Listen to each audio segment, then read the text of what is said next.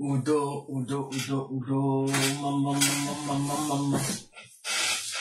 Mama, no, this is the master prophet young Joshua Yawins, the working one of the different people.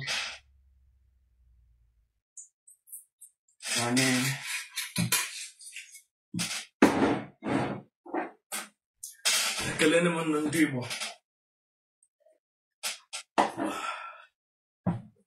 Adịkwuru na mma.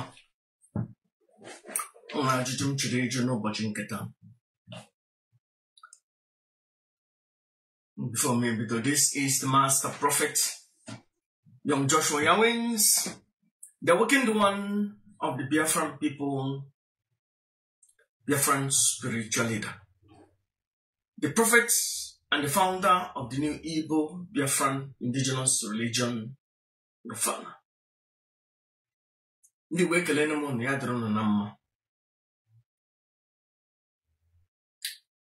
Ala na-agbaghara ara. Alefuone.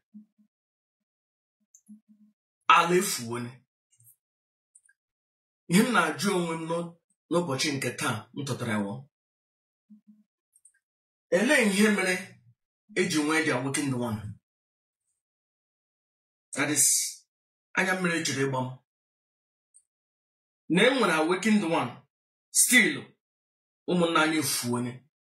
Ala na-efu. Ala na-agbaghara aghara. Elee reason eji nwee the awakened one? Elee reason eji nwee the awakened one? Unu hụrụ ihe na-eme n'ala Igbo. Ọ ka marakwa ma na m anụ onwe m kasi ahụbeghị m any notification.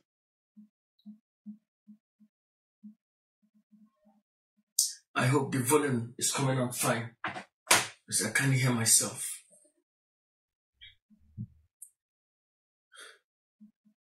Ya wụrụ na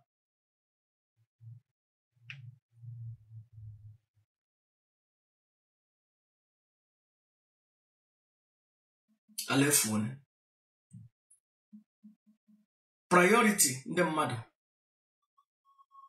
echenjiene. Ndị mmadụ ahụzi ndị chọrọ ezi okwu.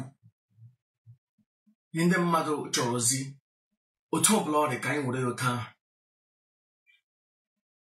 Ndị Igbo achọzi ihe eziokwu. O nwere mgbe a na-asị na eziokwu bụ ndụ. Eziokwu ọwụzi ndụ. Ya wụrụ na no eziokwu, no a fact, na Christianity wụ a foreign religion. Ị ga-asị ya wụrụ nke foreign religion na e nwere freedom of worship. But it's not so. Mgbe e buru na Christianity butere gị na Rome, butere gị n'ala gị, enyeghị gị as a way of freedom of worship.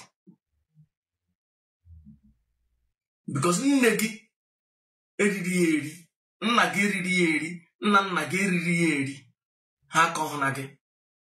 And the guy abịa werekwe pastor an idiot, a slave, agent of the slave masters. Ha na-akọrọ na gị the same thing slave masters kọrọ na our ancestors, na-ejigbu our ancestors 500 years ago. A pastor, an idiot si na ya wee priest studying na obodo oyibo, buru bullshit butere gị n'ala na-akọrọ na gị the same perspective, the same talking point of the slave masters after 500 years. Ya wụrụ no a fact na ndị ọcha butere na anyị Christianity, and which is a fact. Ya wụrụ no a fact that Christianity were created by the Flavians, by the people in Rome. That is a fact. Ya wụrụ a fact that Jesus Christ never walked on this planet Earth. That is a fact. Ya wụrụ a fact that the God of the Bible, that person they call God, never existed. That is a fact. Yeah, what a fact no we are in Moses, the 10 Commandments. That is a fact. Yeah, what a fact that Abraham never existed. All those Solomon, David, King Ahab, King Meshach, and Abednego, and that bullshit, and that idiotic prophet, and that foolish prophet. You will know a fact that they don't exist. Ị ga-achọtụkwa ka Christianity nọ n'ala Igbo. Ị ga-achọtụkwa ka Christianity replace ye eziokwu. Now, I will blow your mind today. Chukwu awụ ya na-achị ụwa. Chukwu a na-achị ụwa. Now, here with the talking point the slave masters gwara our ancestors 400, 500, 600, 700 years ago. And that talking point abana n'ime onye ọbụla. Ọwụhụ Chukwu na-achị ụwa. Chukwu na-achị naanị n'ala Igbo. The geographic place akpọrọ ala Igbo, ala nsọ, naanị Chukwu na-achị ya. Ihe wụ its official territory given from Asia, whatever bidoro. Now, ga-agwa that idiot a na-akpọ onye dibịa. Ga-agwa that bastard a na-akpọ priest and those bullshit evangelists, that idiotic pastors, that Chukwu a na-achị ụwa. Although na a na-ege n'uri, oh no, Chukwu na-achị ụwa. No, Chukwu na-achị ụwa. Ọwụhụ Chukwu na-achị America. Ọwụhụ Chukwu na-achị Germany. Ọwụhụ Chukwu na-achị ala Hausa. Ọwụhụ Chukwu na-achị ala Yoruba. Ọwụhụ Chukwu na-achị ala Prakot. Ihe Chukwu na-achị ụna n'ala Igbo. Maka Chukwu naanị enwe ala Igbo. Chukwu nwe onye ọbụla nwoke onye Igbo ụmụ. Chukwu nwe. Ihe wo oke Chukwu ketere. Mmụọ ndị ọzọ nọ n'ala ndị ọzọ ebe ọzọ shiri ike nwechara their own place.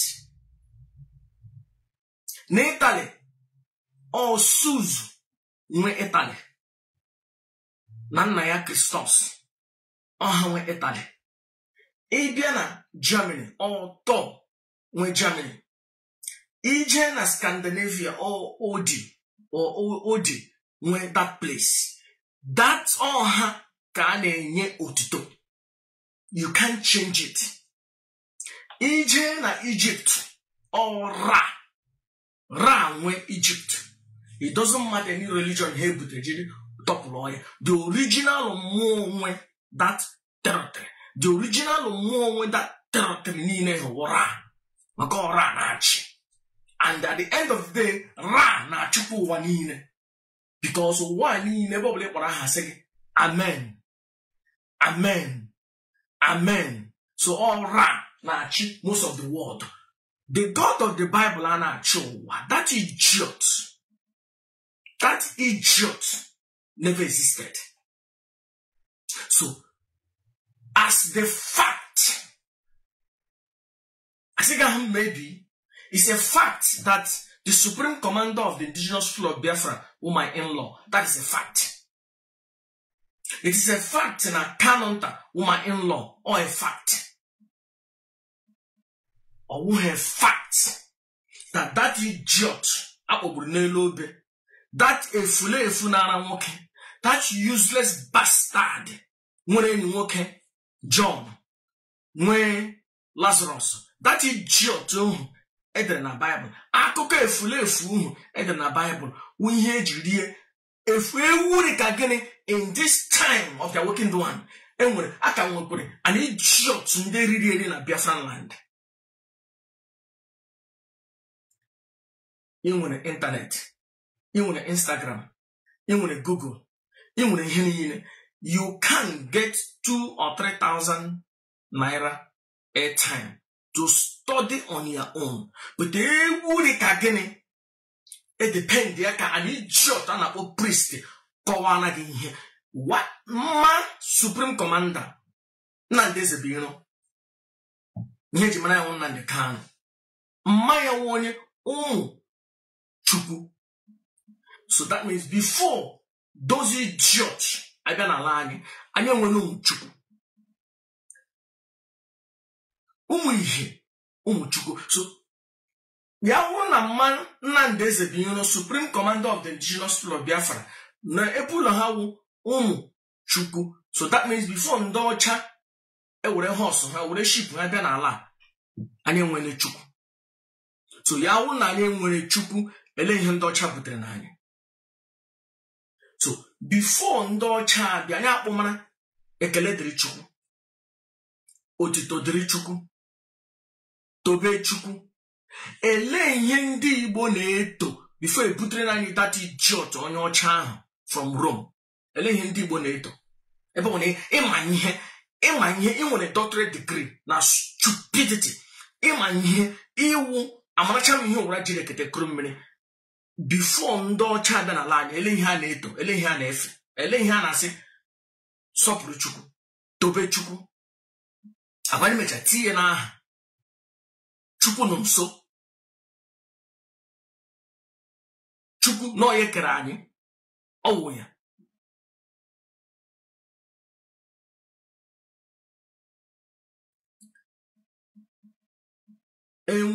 Anytime enwere power vacuum, something takes place. The reduction of law and order in a society. Ele take place. Ọgbaghara, anarchy. Maka ndị ọcha bịara tọpụlụọ okpukpere anyị na-ekpe, ịtụrụ Chukwu, ịtụrụ mmụọ, tọpụlụọ ya. Ha tọpụlụ ihe maka na ha shiri ike. Ha tọpụrụ ya maka enwere fulefu. Well, aga m akparị nna nna anyị ha because egburu ha egbu. Egbuge ha. Ndere ndụ asị ngwa na ike agwụla ha ka ha sụrụ arụ jeme. So ele ihe mere na onye Igbo nwejuru mmiri ara afọ ga-eji abịa sị na okpukpere ewu freedom of Chineke kpụ iji Chineke ga ọkụ. Onye gwara gị na freedom of worship mgbe ha egburu nna nna gị, fọsụọ ha, gbuo ha, literally gbupụ ha isi, gbagbuo ha, pịa ha ụtalị in the public place, kpụrụ ha, jere ha na mba. Asị na nna nna ya ha gburu ejima, Chineke kpụkwa gị ọkụ.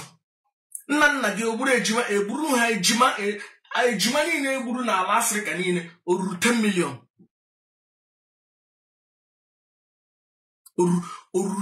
N'Afrịka niile o ruru 10 million. Naanị ihe ndị ọcha gburu n'ala Igbo ọ karịrị 10 million. Ma ndị ha gburu na Egypt, ma ndị ha gburu ndị Namibia, ndị ọcha butere gị that idiot a na-akpọ Jesus Christ. Ama m ihe mere na-enwebe a major celebration n'ala Igbo. Esi na onye amụma abịala, onye nzọpụta abịala n'ala Igbo. Ime anyị ka anyị kwụsị arụ Jesus Christ. Ọ gịnị ji ndị Igbo ji achọghị ibilite? Because enwere power vacuum. Christianity ewere ọnọdụ. Adọ ihe ndị achọchọ ka ha tọpụlụọ okpukpere ihe anyị nwere n'ime anyị, ihe anyị nwere mbụ, ha tọpụlụọ na ihe were ka ha tie. And ọkwa oke ruru anyị ịtọpụlụ ihe na-eji n'eji ha wetara. Anyị ga-atọpụlụ ya. And ihe awụ ihe otu onye ga-atọpụlụ. Ihe onye ọbụla ga na-agba ịga mgbọrọgwụ ebe niile. A na-etwiti, a na-ede ya, a na-ekwu ya, a na-asọpọtụ. Ndị ọbụla na-epushu this narrative m na-epushu, a na-asọpọtụ ha, a na-akpalite ha. Although na ọ dị difficult okwu anyị ịpụta outside ihe ndị anyị na-ekwu okwu. Chineke mere ebere, Mox azụọ na Twitter, ma ya wụ ya before onwe ihe anyị kwuru na-apụtani. Because ndị ọcha bi America agbashichara ihe niile. O nwere only one narrative ha chọrọ.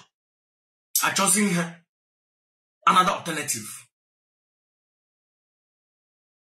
ajụjụ m jụrụ mbụ ka m mara idivieti. It is a fact. It is a fact. Ihe m ji n'aka a fact.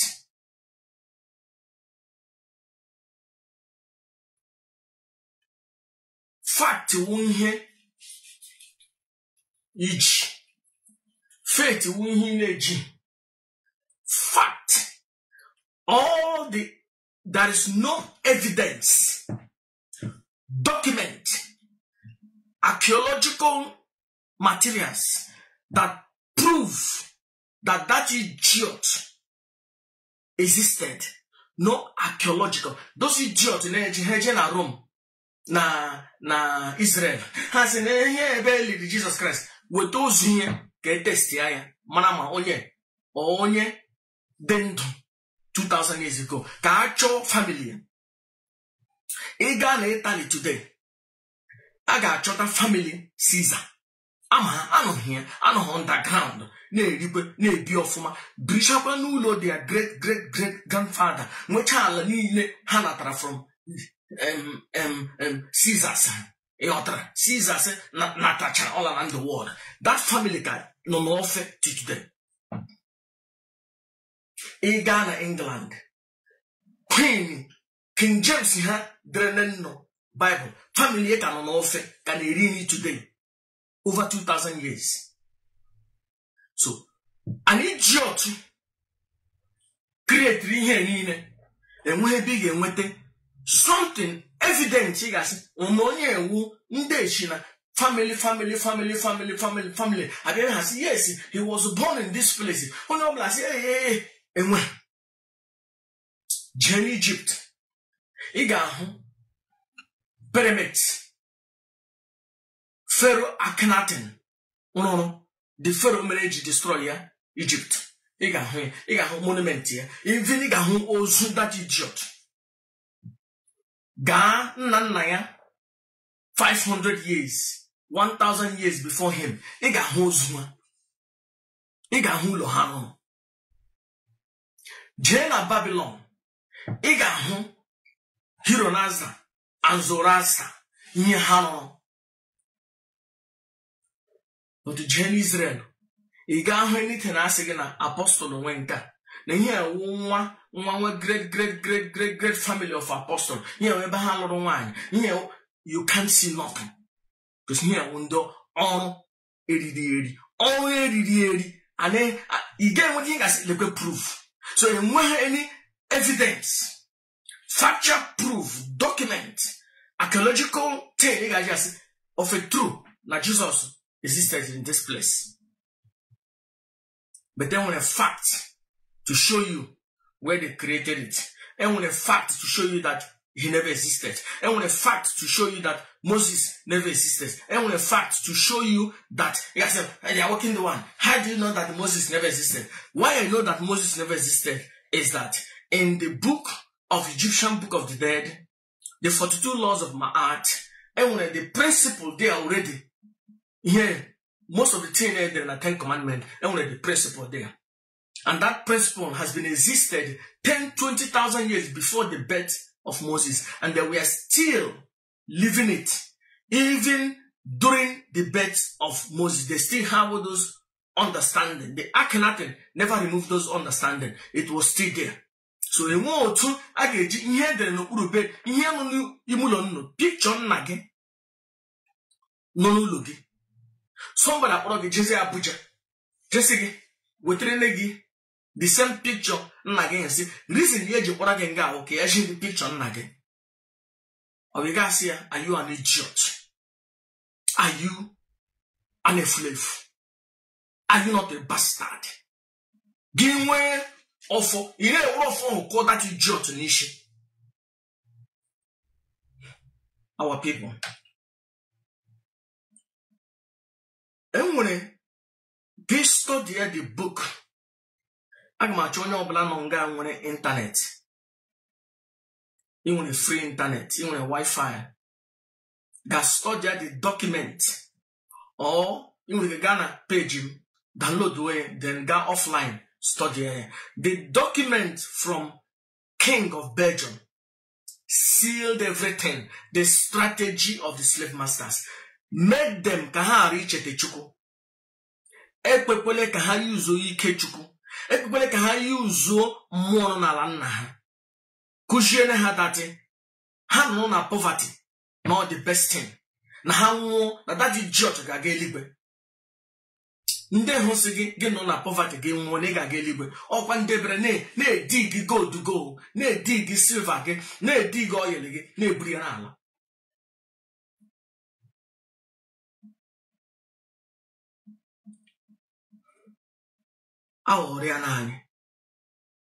Aoriana for so long. Anyị chọkwara ka aghọrị ụmụ nwanyị. Eriene nne anyị. But anyị chọkwara ka erie the third generation na-abịa abịa. The answer is no.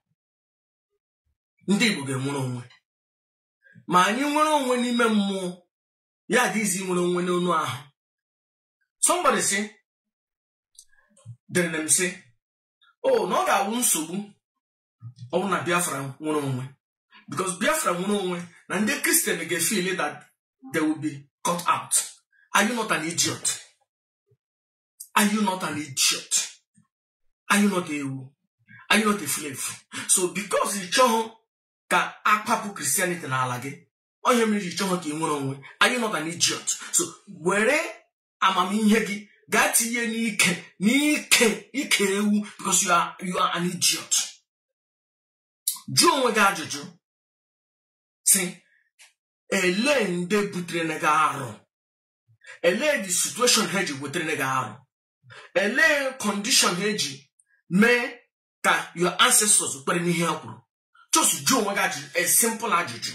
Mgbe ha bịara, onwenye ha gburu n'ala gị. Onwere or just a minor incident no phone one. Go we collective thing agada the mother under gunpoint. Now see he can't go he destroy the more hating our people. And then he may here destroy. How maybe one jenga genuine mammy. You can't one. Hey digger one jenga they buy a mammy. Maybe whatever to give a dear.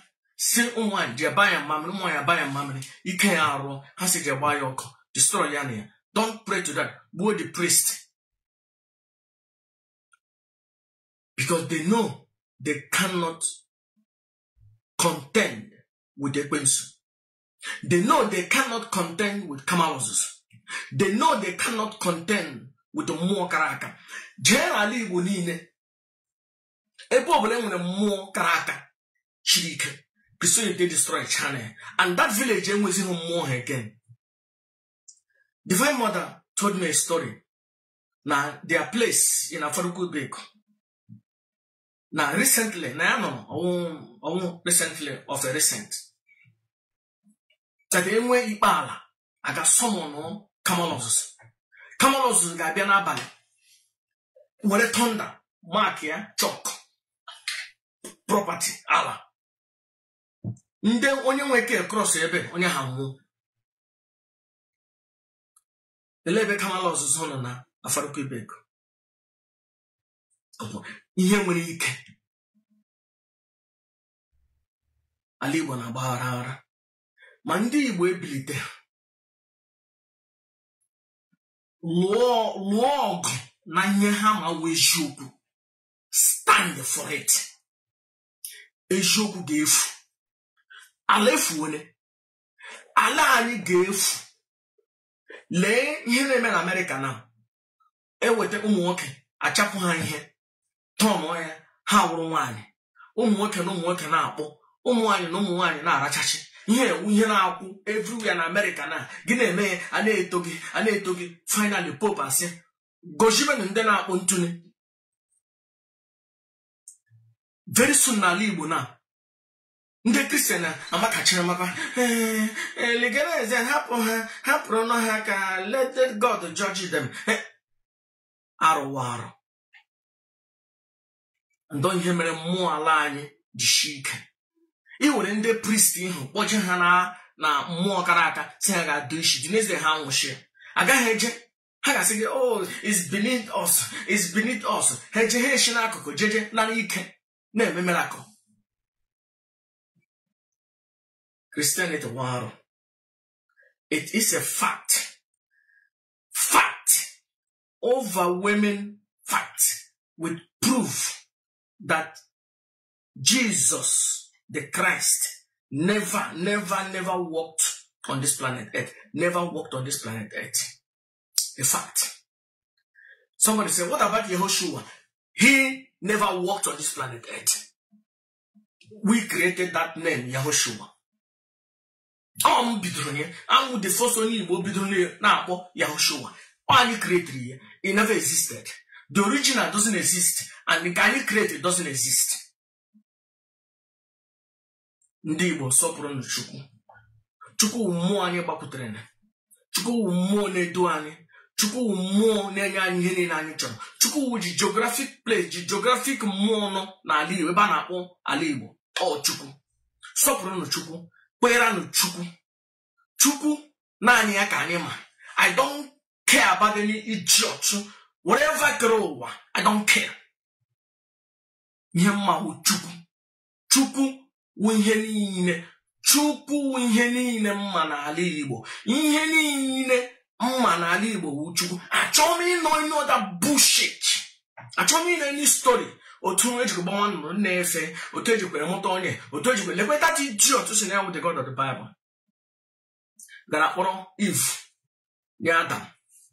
Adam achọ irikere n'elu, Eve ajụ. Eve. Lilith. Adam achọ irikere n'elu, Lilith ajụ. Si mba, na ya ga-ekpe ka Adam rikere n'elu. Lilith ewe iwe. Angel abịa si Lilith na the God si ya submit to Adam ka Adam rikere n'elu tụma ya ime. Lilith ajụ. So na nwa Adam ga-rikere n'elu. Adam ewe iwe. Lilith ewe iwe. Lagoro n'eluigwe wụrụ the first demon. That idiot wu God ọnọkwa nga ahụ. Mgbe na-enwebe rebellion, that idiot enyi nwoke Satan a challenge ya na-achọ ịchụpụ ya n'ọchịchị, na-achọ ịchụda ya n'ọkwa. Ya bụ ndị njem ndị otu ukwu ya abịa ha chụrụ Satan. Lebe ha chụdara Satan n'elu ụwa. Mgbe that idiot a na-akpọ Jesus was tempted by Satan. Satan said, I will give you this kingdom of this world. I will give you this world. So that means the Bible no God has this world. No Satan has the world, because Satan promised Jesus the world. So every God has no God before. Get him in God. Check about that church. Ele ihe mere na anyị ji nwee gold, tantalite, mercury, palm oil, crude oil n'ala Igbo anyị. Agwa ọkọ ka ofe ka ihe ọma zuoro anyị, ka ihe dịrị anyị mma. Ndị ọcha ebe ha si bịa buru ya laa si anyị na anyị nwụọ, anyị ejeme n'eluigwe soro that idiot that couldn't keep Adam and Eve, that couldn't secure them. Even Adam bere akwa si chere na ihe na ha ekelile elu na ya chọrọ Eve, na ihe na-ekeli elu na ya chọrọ Eve. Bakwa angel abịa sị ngwa ị chọrọ Eve, ngwa were this gold where do Eve before ha mụta nwa. Are you not an idiot? Oh, mgbe God created Eve, or for which purpose? Na already na ha husband and wife ka ha mekọrịtawa. But Adam have to cry. Say na ihe ekele n'elu na Satan jine ha nwoke na nwaanyị ya rige something. So na ihe ekele n'elu na the God agbabere erie. And ihe winde gwara gị na God, that idiot, created Adam and Eve in the beginning. But you go a higher book, that he created Adam and Lilith And again, let me know two Satan uji. Ji Eve, ji Adam. Nwoke na nwaanyị nga ha nọ na-enwere ga aṅụrị. Eve ji bata n'ụlọ ya na-ebe, hey, na ọka anyị ọna na ya chiri ime ihe ndị emege. Daga angel shi n'elu bịa sị ya ngwa ichiri ime ihe je lụọ ya elụcha ya ngwa ka gị na ya kụọ. Are you not an idiot? Are you not useless bastard? Are you not ikokoko? Are you not the most foolish one in the days of the awakened one? Are you not an idiot? Are you not an idiot? You know, na me woro fon. Bara mmanya. Bo idiot to kake. Bogo chileka bogo. Are you not an idiot? Me were mmanya karaka. Were mpara. Woro Jiji bogo no chileka bogo. So, here we end up na akọrọ na ụmụaka. Chineke ala Igbo na-agba hara gị mara ihe meghe obi gị evaluate the Bible ka mara no bullshit. So Adam have to cry na ihe agụgbuone before angel abịasị ya ngwa ga meme nwaanyị gị. Some of you are going in the Bible. Some of you are man in the Bible or somewhere those things. Yende, which are yende, no before also kuchana. As times goes on, ile Bible translation. Otwore mbo King James see the reach. And when NIV meaning here the less. Oh, toward the 1,000 years ago. Akwụkwọ ha na circulating dị iche na this one, or I must say 1,000. Or 500 years ago. Akwụkwọ ha na circulating before he enwe this unified one. Dị iche. Because go the story of Adam and Eve, the book of Adam and Eve. Ga hụ na Adam bega akwa. Si na ya chọrọ ijegharị kụrụ nwaanyị ya n'elu. Before asị ya ngwa jeri kụrụ me. Okay. Nwaanyị ihu Satan jiri elekwana ebe shi great here. You people are useless idiot. Mkpọgị idiot. Why lay him in gate akama mkpọgị idiot? Ogi wuri idiot nchiri iwu idiot. Emere ihe ọjọọ. Gị hụ an idiot gwa ya no idiot. Ihe ezigbo mmadụ gwa ya ịdị nwa onye ọma. Iwu onye ọma Chineke kere. Dịrị gị mma. Gị hụ an idiot gwa ya no idiot.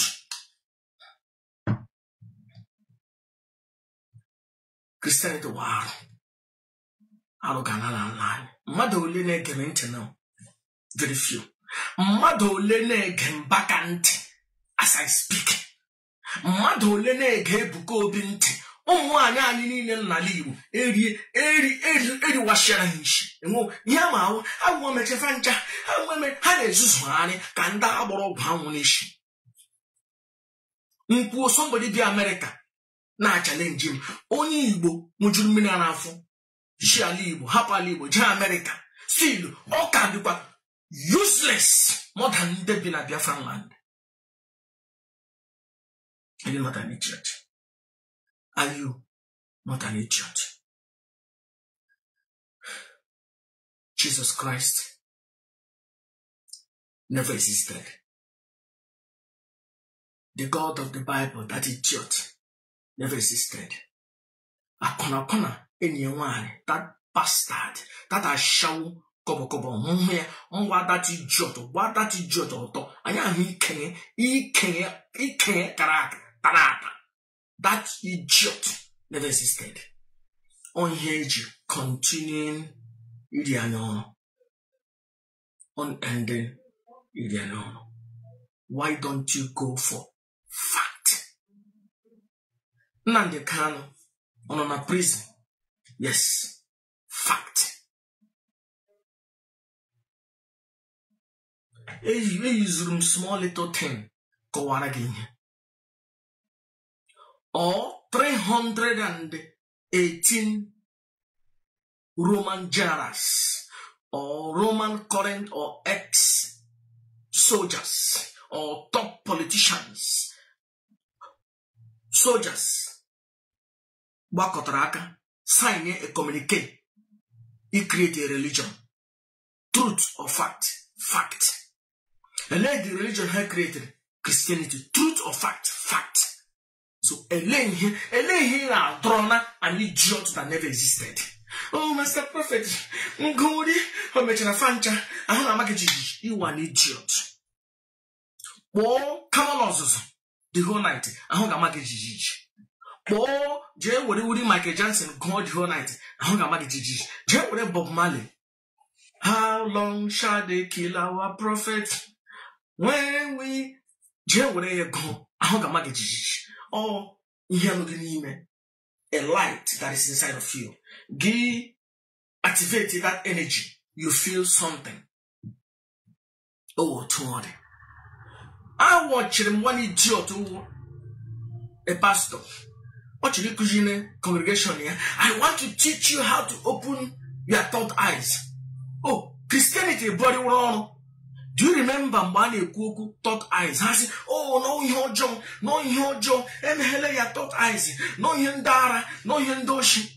The pastor in our congregation how to open the third eyes. In my house here, if you want to open the third eyes, just go in the spirit and pray.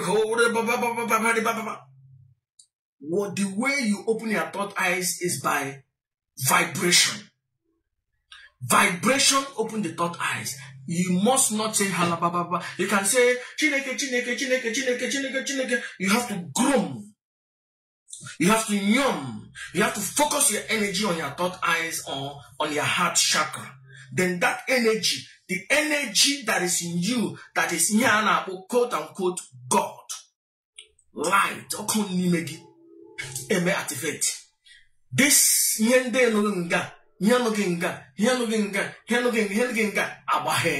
that is either in tune with the universe. The universe can now locate wherever you are.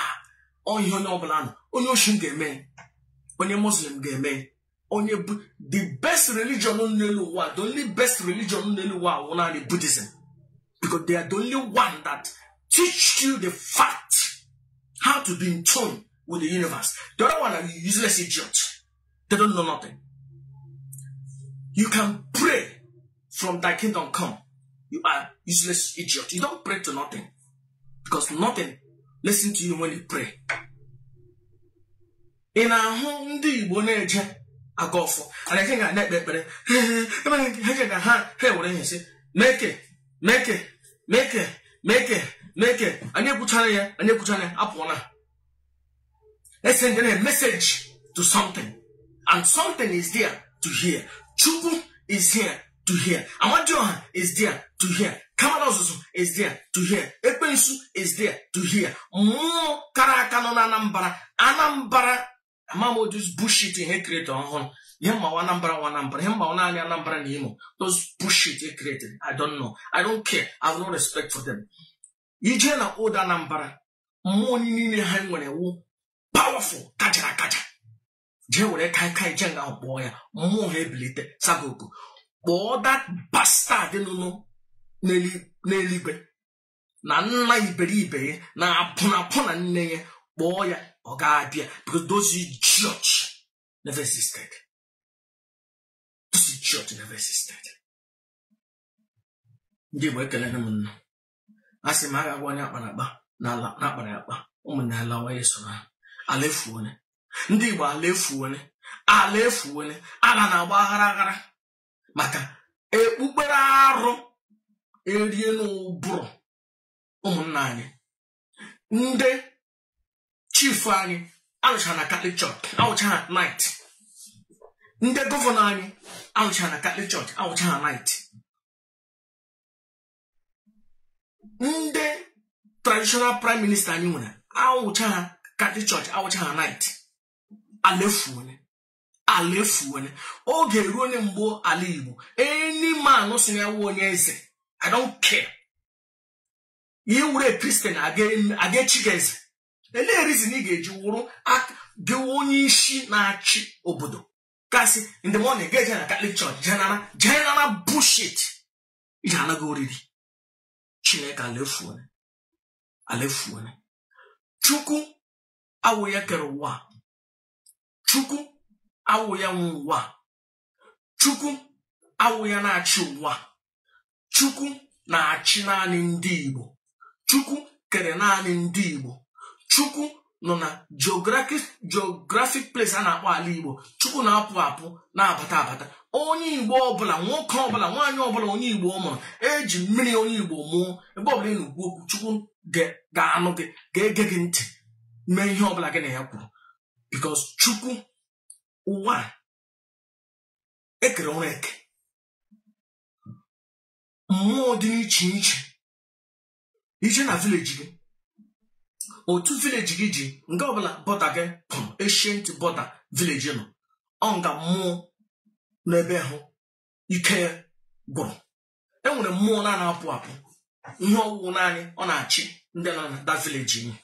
Otu ọrị kpee na ha, sọpụrụ ha, nye ha ke ha na-eri, kwụma aka gị ọtọ, sọpụrụ ala, kpee na ala, kpee na Chukwu, sọpụrụ Chukwu. Ofe rụrụ arụ ezuoli ji ọtụrụ ka gị nri. But gị na-esonarị and bastard onye ọcha, an idiot that never existed. It shows that you are an idiot. It shows na ego eji lụọ nne gị akara iji eje kpọrọ ashawo. It shows na ego eji lụọ nne gị akara iwere eji ga-atọ ụwa ṅụọ mmanya. It shows na ego eji lụọ nne gị wee west. Ego eji lụọ nne gị mụta na idiot dị. In this time of Nnamdi Ezebiro, in this time of the Supreme Commander, in this time of the Awakened One, na akpọjiri gị ihe idiot dị ka gị, ị karọba jee were ihe m jiri gị jee study anya ma ọ wee eziokwu. Ị gara school, ị nwere degrees, ị na-asụ bekee, were ya study anya, gaa study ya. You are an idiot. I gotta make this man. I'm done here. I don't happen. But God not want me idiot because you are an idiot. Maka iwu idiot, onye ji mata na ọ gị ka mkpọ gị idiot. In fact, ọ gị ka m na-ekwu, you are an idiot. Yele ihe, ị ga-eme gịnị? Ị ga-akpọ Chukwu. Eji m ọfọ Chukwu. Ị ga-eje na mmiri, eji m ọfọ mmiri. Eleghị ga-eme, ị ga-akpọ ekwensu ga-akụgbu gị n'onwe gị. Anyị ji ọchịrị ka gị, mmụọ na ala nna gị ga-akụgbu gị. Mara na ị na-agba ha nkwụ. Chineke, ala Igbo ga-adị ka echi. Chukwu na-achị Igbo. Chukwu na-achị ala Igbo. Ekpe m na Chukwu. Ekpe m na Chukwu pụrụ ime ihe niile. Ekpe m na Chukwu kere m nene. Ekpe m na Chukwu mụrụ m nene. Ekpe m na Chukwu nyere m ndụ. Ekpe m na Chukwu nyere m divine mother. Ekpe m na Chukwu nyere m ego. Ekpe m na Chukwu nyere m ihe niile, ụmụaka niile. Ekpe m na Chukwu. Ekpe m na Chukwu nyere m amadioha. Ekpe m na Chukwu nyere m kamalos ndị ọgọ m hapụrụ ahapụ. Ekpe m na Chukwu nyere m igbekala. Ekpe m na Chukwu nyere m ọta mmiri. Ekpe m na Chukwu nyere m udo na ogbugbu na ekwensu na mmụọ niile kara aka nọ n'ala Igbo. Ekpe m na Chukwu. But they pep on that idiot and what they got of the Bible. Bastard and trick of oil. Uncover that idiot, cover yam. A pen at that bastard and I'm walking.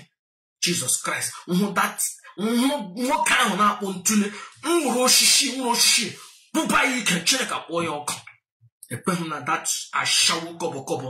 Upon Apron, Labra Libre, like a Rigan Libre, why dear Nelua, Mary, that upon one. Drop where, Doctor can you hold to it? Can you hire Tarata? Ye can't try to check up Boyoko. Mother thought. Never walked on this planet Earth, never existed. Disregard them. They have no power. Whatever they taught you, disregard them. Master Prophet, should we disregard 10 commandments? You are an idiot. You see? You was an apataginobi. You are an idiot. 10 commandments were principle and you went before Habia. Actually, I don't want to go to Egypt. Ndi wa mana Chukwu. Na kwe na sopra before those idiots have been alive. Nsime end ya something else abata an idiot so they can bataginishi. and I'm a man.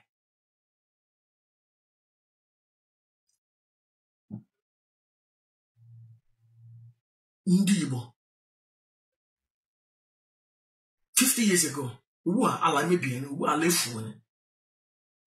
60 years ago, 100 years ago, onye hụrụ nna ya n'ụtụtụ ọ ga-eme gị n'oge gụzoro ọtọ sị ya good morning.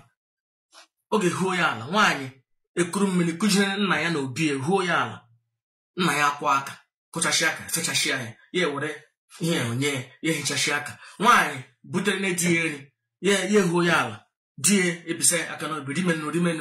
Nwaanyị egbughị ikpere n'ala di Chineke mgbe ọ na-atọ ụtọ.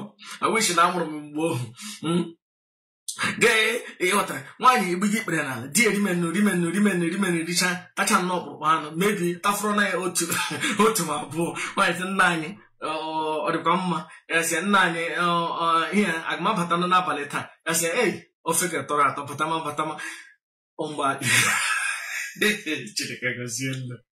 Chineke gozielu ọsa prọfeti ọmbụ ala Igbo ugbu a alefuone. So ọwụ ndị ekuzi na anyị mee ihe ọma, anyị ome ihe ọma before ha abịa.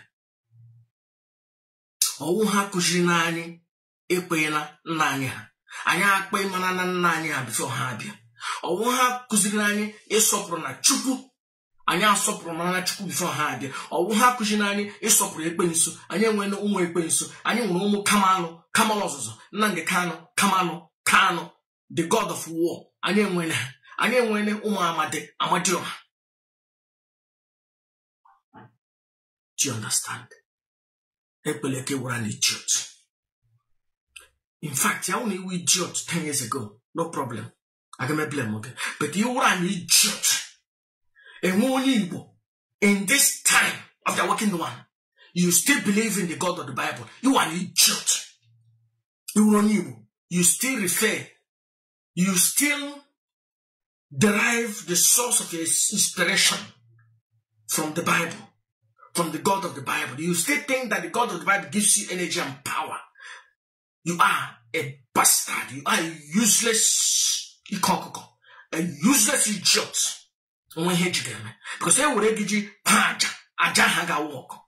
Every idiot would just you paja. On one more na libo gana aja. Because you useless. I tell them no. Chuko gozen. You hem say you need him puru tan. The people in him puru. Chair research here. 10 commandments. Which you know that bullshit. Jerry research here 42 laws of Ma'at. Jerry research here in here King James Supuru. Na ya na nwoke. Na that idiot na nwoke. Jerry research here na King James burunne. Jerry research here na King James burunne. Jerry research here Populio see na this bullshit ha created. I mean ha bog hand. Jerry research here no Populio. Then I go to the Flavians. It's in a ha conclude doing here. And the Flavians wounded Brune go to the neighborhood from Egypt. Bute na Vatican. Yeni archaeological thing in Africa all the Flavians be my treasure, my yenine, all the Flavian family, comprehend all Populio one certify statement of faith to Flavians, which Flavians many here appoint. So on Gahano 318 idiots. Na-achị nwere majority of army na-achị ụwa niile, region niile, ma ndị na-achị Alexandria, ma ndị na-achị Turkey, ma ndị na-achị Libya, ma ndị na-achị England, ọha gadara si from today na onye ọbụla ga-ekpere n'ihe anyị kwuru, onye na-ekweghị gbuo ya. And this is how they executed our ancestors, and that is the fact. I am Master Prophet, the awakened one of the Biafran people, Biafran spiritual leader. Aro Galana Lani, Christianity, wow. They won.